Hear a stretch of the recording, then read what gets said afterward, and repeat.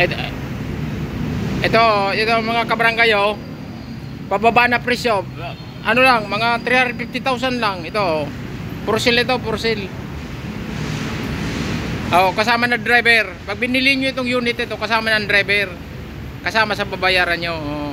Ang may-ari, yung nasa poste na yan, oh. Yan. Ayan ang may-ari, si Madam. Yung nakatayo. Siya may-ari niyan eh. Ayun. Maganda, bagong papintura ito eh. Ano ito? Tawag daw Lexus. Yan. Lexus hybrid.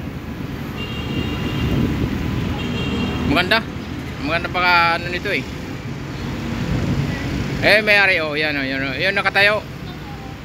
Ano 350,000 pesos kasama ang driver pag binayaran mo itong kutseng ito eh.